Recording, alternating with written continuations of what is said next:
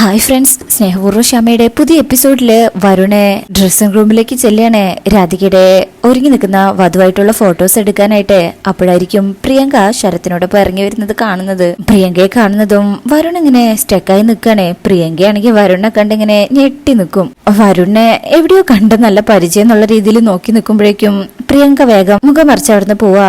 അപ്പൊ വരുൺ വിചാരിക്കും എവിടെയോ കണ്ടിട്ടുണ്ടല്ലോ, പ്രിയങ്കയുടെ വീട്ടിലെ ജോലിക്കാരിയല്ലേ എന്ന് പറഞ്ഞുകൊണ്ട് വരുൺ അതത്ര വലിയ കാര്യമാക്കാണ്ട് അവിടുന്ന് പോവാ. ഇതേ സമയം ശരത്തും പ്രിയങ്കയും കൂടി ഒരുവിധം ആൾക്കാർക്കിടയിലൂടെ മുഖം മറിച്ച് പുറത്തു വരണേ. കാറിൽ കയറിയിരിക്കും. മുഖം മാറ്റുന്നത് പ്രിയങ്കയ്ക്കും ഈ വേഷത്തിലാണ് ലൊക്കേഷനിലേക്ക് വരാൻ പോകുന്നത്. ഡ്രസ്സ് ചേഞ്ച് ചെയ്യണേ. ശരത്ത് പറയും അതിനുള്ള ഫുൾ സെറ്റപ്പ് എന്റെ കയ്യിലുണ്ട്. പ്രിയങ്ക പറയും സമയം കളയണ്ട, വേഗം വണ്ടി എടുക്ക്. അങ്ങനെ അവരവിടുന്ന് പോവാണ്. ഇതേ സമയം രാധികയാണെങ്കിൽ ടെൻഷനോട് കൂടി ഇരിക്കുമ്പോ സോന പറയും എടോ താൻ ടെൻഷൻ ആവണ്ട, പ്രിയ പറഞ്ഞ സമയത്ത് തന്നെ തിരിച്ചെത്തും. ഇതെന്താ പ്രശ്നം എന്നറിയോ, താൻ കോളേജിൽ പോകത്തോണ്ടാ ഞങ്ങളൊക്കെ എത്ര പണി ഒപ്പിച്ചിരിക്കുന്നു, ഇതുവരെ ആരും പിടിച്ചിട്ടില്ലല്ലോ. രാധിക പറയും നിങ്ങക്ക് അങ്ങനെയൊക്കെ പറയാം, പക്ഷേ ഈ അവസ്ഥയിൽ ഇങ്ങനെ ഇരിക്കുമ്പോഴുള്ള ചങ്കിടിപ്പുണ്ടല്ലോ എന്നെ കൊണ്ട് പറ്റുന്നില്ല എന്ന് പറഞ്ഞിരിക്കുമ്പോഴായിരിക്കും ഡോറ് തുറക്കുന്ന ശബ്ദം കേൾക്കുക. പെട്ടെന്ന് നോക്കുമ്പോ വരുണാണ്. രാധിക പേടിച്ച് തിരിഞ്ഞാനായിരിക്കും. എന്നാ ഫ്രണ്ട്സും അതുപോലെ നന്നായിട്ട് പേടിച്ചിട്ടുണ്ട്. ഡോറടയ്ക്കുമ്പോ ഓനെ അങ്ങ് പേടിച്ചു പോവാണേ. എന്നിട്ട് വരുൺ പറയും നിങ്ങളാരും ടെൻഷനാവൊന്നും വേണ്ട, എനിക്ക് ഇയാള് ഒരുങ്ങി നിൽക്കുന്നൊരു ഫോട്ടോ എടുക്കണം. അയ്യോ അതിന് ഒരുക്കം കഴിഞ്ഞിട്ടില്ല. വരുൺ പറയും വേണ്ട, എത്രയും കഴിഞ്ഞിട്ടുണ്ടോ അത്രയും മതി. അതൊന്നും ശരിയാവില്ല, ആചാരത്തിനെതിരാത്. അപ്പൊ വരുണെ അവരുടെ അടുത്തേക്ക് വരും. അവര് പേടിച്ചിട്ടുണ്ട്. എന്നിട്ട് പറയും താനൊക്കെ ന്യൂജനല്ലേ, എന്നിട്ട് എന്താ ഇങ്ങനെ ആചാരത്തിന്റെ കാര്യമൊക്കെ പറയണേ? ഇപ്പൊ ഈ സേവ് ദ ഡേറ്റ് ഒക്കെ എടുക്കുന്ന കണ്ടില്ലേ, അതൊക്കെ ആചാരം നോക്കിയിട്ടാണോ? പ്രിയങ്ക താൻ ഇങ്ങോട്ട് തിരിഞ്ഞേ. അപ്പോഴും രാധിക തിരിയുന്നില്ല. എടോ താനിങ്ങോട്ട് തിരിയുന്നേ, ഞാനൊരു ഫോട്ടോ എടുക്കുന്നു പോകുന്നു, അത്രേ ഉള്ളൂ. രാധികയും പറയും വേണ്ട, അതൊക്കെ വിവാഹം കഴിഞ്ഞ ശേഷം, പിന്നെ ഇതിനു മുമ്പും ഞാൻ തന്നെ ഫോട്ടോ എടുത്തിട്ടില്ലേ. ദേ മര്യാദക്ക് തിരിയുന്നുണ്ടോ? ഫ്രണ്ട്സിനാണ് ടെൻഷൻ, ആളുകൾ വന്നാലും എനിക്ക് കുഴപ്പമില്ലാട്ടോ. അതോ എന്റെ നേർക്ക് തിരിയാൻ വേണ്ടി ഞാൻ അച്ഛനെ അമ്മേനെയൊക്കെ വിളിച്ചോണ്ട് വരണോ? രാധിക ആകെ പേടിക്കും. അയ്യോ എന്ന് പറഞ്ഞ് വരുണിന്റെ അടുത്തേക്ക് തിരിഞ്ഞു നിൽക്കുക. രാധികനെ കാണുമ്പോ വരുണിന് ഭയങ്കര സന്തോഷാവും. എന്നാ ഫ്രണ്ട്സ് ഇങ്ങനെ ഞെട്ടലോടെ നിൽക്കുക. വരുൺ പറയും എന്തൊരു രസാടോ തന്നെ ഈ വേഷത്തിൽ കാണാൻ. ഞാനൊരു സത്യം പറയാം, എന്റെ മനസ്സിലെ ഇതുപോലെ തന്നെ ഞാൻ ഒരുപാട് തവണ സ്വപ്നം കണ്ടിട്ടുണ്ട്. ദാ ഇതുപോലെ തന്നെ. Anyway I am very lucky. കുറച്ചു കഴിഞ്ഞാ താൻ എന്നേക്കുമായിട്ട് എന്റെ സ്വന്തം ആവാൻ പോവാ. ഇങ്ങനെയൊക്കെ പറയുന്ന നിൽക്കുമ്പോ ഫ്രണ്ട്സ് ആണ് ഞെട്ടുന്നത്. അവരിങ്ങനെ പരസ്പരം നോക്കുക. അങ്ങനെ വരുണ സംസാരിച്ചുകൊണ്ട് നിൽക്കുമ്പോ തന്നെ രാധികയുടെ ഫോട്ടോസ് ഒക്കെ എടുക്കണേ. രാധിക പേടിക്കും. കൈകൊണ്ട് മുഖം മറയ്ക്കാൻ നോക്കുന്നുണ്ടെങ്കിൽ ഫോട്ടോ എടുക്കുന്നുണ്ട്. അങ്ങനെ വരുൺ പറയും എനിക്ക് വേണ്ട ഫോട്ടോസ് ഒക്കെ കിട്ടിയിട്ടുണ്ട്, അപ്പൊ ഓക്കെ ഇനി നമുക്ക് മണ്ഡപത്തിൽ കാണാം. അല്ല ഇത് ഇയാളുടെ ഫ്രണ്ട്സ് അല്ലേ? അപ്പൊ അവര് പറയും വരുൺ പറയും താങ്ക്സ് എന്ന് പറഞ്ഞ അവിടുന്ന് പോവാ. രാധികയാണെങ്കിൽ പേടിച്ചുകൊണ്ട് സങ്കടത്തിലാ നിൽക്കുന്നത്. വരുൺ നല്ല ഹാപ്പിയിലും. അങ്ങനെ പ്രിയയുടെ ഫ്രണ്ട് പറയും മൈ ഗോഡ്, ഞാൻ വിചാരിച്ചു ഇപ്പൊ തന്നെ വലിയ പ്രശ്നമാവുന്ന്. അയാൾ പ്രിയങ്കയെ ചോദിച്ചോ പോലുമില്ലല്ലോ, അതെന്താ? സോനയ്ക്കും കണ്ട് ഇഷ്ടപ്പെട്ടു പോയ പെണ്ണിനെ മാറിപ്പോയോ, അതോ എന്താ ഇവിടെ നടക്കുന്നത്? എടോ എന്താ കാര്യം? രാധിക കരഞ്ഞോണ്ട് പറയും എനിക്കറിയില്ല, എനിക്കൊന്നും അറിയില്ല എന്ന് പറഞ്ഞ് അവിടെ ഇരുന്ന് കരയാ. സോന പറയും എന്തോ ഒരു പ്രശ്നമുണ്ട്, തൽക്കാലം ബഹളമൊന്നും ഇല്ലാതെ കഴിഞ്ഞല്ലോ, അതോർത്ത് ആശ്വസിക്കാം എന്നൊക്കെയാണ് അവര് പറയുന്നത്.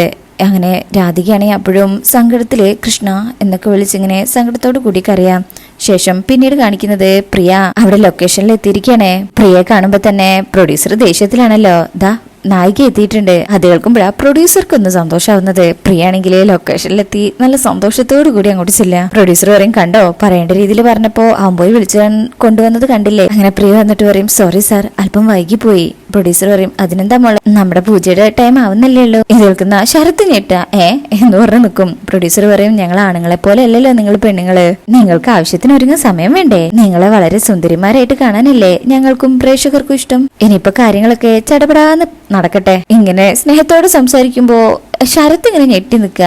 അങ്ങനെ പ്രിയങ്ക പറയും എന്നാ പിന്നെ ഞാൻ ഡയറക്ടർ സാറുടെ അടുത്തേക്ക് ചെല്ലുമോളെ, പിന്നെ ആ ചാനലുകാരോടൊന്ന് പറഞ്ഞേക്കണം. പ്രിയങ്ക പറയും ഓക്കെ സാർ, താങ്ക് യു എന്ന് പറഞ്ഞ് ശരത്തിനെ കൂട്ടി പ്രൊഡ്യൂസറുടെ അടുത്തേക്ക് ഡയറക്ടറുടെ അടുത്തേക്ക് പോവാം. അപ്പൊ മറ്റേ ആള് പറയും സാറ് ദേഷ്യപ്പെടുന്ന ഞാൻ കരുതിയത്. പ്രൊഡ്യൂസർ പറയും സുന്ദരിമാരായ നായികമാരോട് ദേഷ്യപ്പെടാൻ പാടില്ലടോ, അവരുടെ ഹൃദയം വേദനിക്കില്ലേ.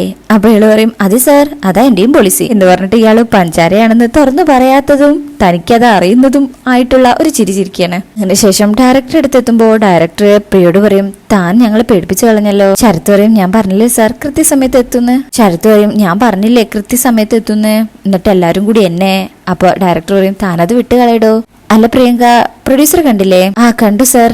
എന്നാലേ ഡ്രസ്സൊക്കെ ചേഞ്ച് ചെയ്ത് മേക്കപ്പ് ചെയ്ത് ടാലന്റുകാർക്ക് ഉടനെ ഒരു ബൈറ്റ് കൊടുക്കണം. പ്രിയ പറയും ശരി സാർ. അങ്ങനെ പ്രിയ അവിടുന്ന് ഒരുങ്ങാനായിട്ട് പോവണേ. കൈവളകൾ എന്ന ഒരു ഫിലിമിലാണ് അഭിനയിക്കാൻ പോകുന്നത്. അങ്ങനെ ആ സിനിമയുടെ പൂജ നടക്കുകയാണ് അവിടെ. പ്രിയ ഭയങ്കര ഹാപ്പിയാണ്. പ്രൊഡ്യൂസറെ കൊണ്ട് തന്നെ വിളക്ക് വെച്ചിട്ടാണ് അവര് തുടങ്ങാൻ ഉദ്ദേശിക്കുന്നത്. വിളക്ക് പ്രൊഡ്യൂസറെ കൈ കൊടുക്കുമ്പോ പ്രൊഡ്യൂസർ പറയും നമ്മുടെ ഹീറോയിൻ തന്നെ വിളക്ക് വെക്കട്ടെ എന്ന് പറഞ്ഞ് പ്രിയനെ ചേർത്ത് പിടിച്ച് വിളക്ക് കൊടുക്കും. പ്രിയക്ക് അതില് ഭയങ്കര സന്തോഷമാവുന്നത്. കത്തിച്ചോളൂ. അങ്ങനെ പ്രിയങ്ക തന്നെ ആദ്യം വിളക്ക് വെക്കുക. ശേഷം ഡയറക്ടറും പ്രൊഡ്യൂസറും എല്ലാവരും കൂടെ.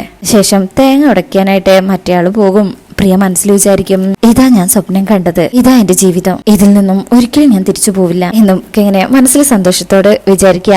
അങ്ങനെ ഡയറക്ടർ പറയും ആദ്യത്തെ ക്ലാപ്പ് സാർ അടിച്ചാട്ടെ. ശേഷം പ്രിയനെ ക്യാമറയുടെ മുന്നിൽ നിർത്തണേ. എന്നിട്ട് ഡയറക്ടർ പറയും സ്വിച്ച് ഓൺ ചെയ്യാൻ പോവാണേ. സ്വിച്ച് ഓൺ, ക്ലാപ്പ് സാർ എന്ന് പറയുമ്പോ പ്രൊഡ്യൂസർ ക്ലാപ്പ് ചെയ്യും. ശേഷം സ്റ്റോറിക്ക് കൈമാറ്റാണ്. അങ്ങനെ അവരുടെ ഷൂട്ടിങ്ങിന്റെ പൂജ കഴിഞ്ഞു. എന്നാൽ ഇതേ സമയം അവരവിടുന്ന് പോന്നിട്ടില്ല. രാധിക നല്ല ടെൻഷനിലാണ്. സോന, പ്രിയങ്ക കൃത്യസമയത്ത് എത്തില്ലേ? ദേ അധികം വൈകാതെ അച്ഛനും അമ്മയും ഇങ്ങോട്ട് വരും. അവർ ഈ വേഷത്തിൽ എന്നെ കണ്ടാൽ സോന പറയും അവരെന്തെങ്കിലുമൊക്കെ പറഞ്ഞ് ഞങ്ങൾ വിശ്വസിപ്പിച്ചോളാം, പേടിക്കണ്ട. രാധികയ്ക്കും പേടിക്കണ്ടെന്നോ? നിങ്ങൾക്കൊക്കെ എങ്ങനെ ഇങ്ങനെ പറയാൻ കഴിയുന്നേ? ഇത്ര ഒരു അവസ്ഥ നിങ്ങളുടെ വീട്ടിലാണ് സംഭവിക്കുന്നതെങ്കിൽ നിങ്ങൾ സഹിക്കോ? സംഭവിച്ചു പോയില്ലേ, ഇനിയിപ്പോ പറഞ്ഞിട്ടെന്തിനാ? പ്രിയങ്ക ഇപ്പൊ വരും, അവര് പുറപ്പെട്ടിട്ടുണ്ടാവുന്നാ എനിക്ക് തോന്നുന്നത്. അപ്പോഴേക്കും രാധികേച്ചി എന്ന് വിളിച്ച് നന്ദൂട്ടൻ അങ്ങോട്ട് വരും. രാധിക പേടിച്ച് തിരിഞ്ഞിരിക്ക. അങ്ങനെ സോനയോടേക്കും രാധികേച്ചിയുടെ അത് പിന്നെ ഞങ്ങൾ കണ്ടില്ല മോനെ. നന്ദു പറയും ഷോ ഈ ചേച്ചി എവിടെ പോയി? അങ്ങനെ നന്ദൂട്ടൻ രാധികയുടെ അടുത്ത് പോയിട്ട് വയ്ക്കും രാധികേച്ചി എവിടെ? സൗണ്ട് നന്ദൂട്ടന് മനസ്സിലാവല്ലോ, അതുകൊണ്ട് മിണ്ടാതിരിക്കുക. നന്ദൂട്ടൻ വീണ്ടും ഇങ്ങനെ ചോദിക്കുമ്പോ പ്രിയയുടെ ഫ്രണ്ട് പറയും പുറത്തെവിടെങ്കിലും പോയി അന്വേഷിക്കേ, നീ എന്തിനാ ഞങ്ങളോട് ചോദിക്കുന്നേ? നന്ദു പറയും നിങ്ങൾ എന്തിനാ എന്നോട് ദേഷ്യപ്പെടുന്നത്? രാധികേച്ചി എവിടെയാണെന്ന് പറഞ്ഞാൽ ഞാൻ പോയി നോക്കിക്കോളാം. പ്രിയങ്കേച്ചി ഇവിടെ നോക്കിയേ. പ്രിയങ്കേച്ചി എന്ന് വിളിക്കുമ്പോഴും രാധിക മിണ്ടാതെ നിൽക്കുമ്പോ നന്ദൂട്ടൻ മുന്നിലേക്ക് വന്ന് നിൽക്കുക. രാധികയെ വേഷത്തിൽ കാണുമ്പോ നന്ദൂട്ടൻ അങ്ങനെ ഞെട്ടും. ആ ചേച്ചിയാണ് മണവാട്ടി. ചേച്ചിയെ വേഷത്തിൽ കാണാൻ ഞാൻ എന്തോരം ആഗ്രഹിച്ചെന്നറിയോ? അവസാനം ഈശ്വരൻ അങ്ങനെ തന്നെ തീരുമാനിച്ചല്ലോ. രാധിക പറയും നന്ദൂട്ടാ ചേച്ചി ഈ വേഷത്തിൽ കണ്ട കാര്യം മോൻ ആരോടും പറയരുതിട്ടോ. നന്ദൂട്ടൻ ചോദിക്കും അതെന്താ?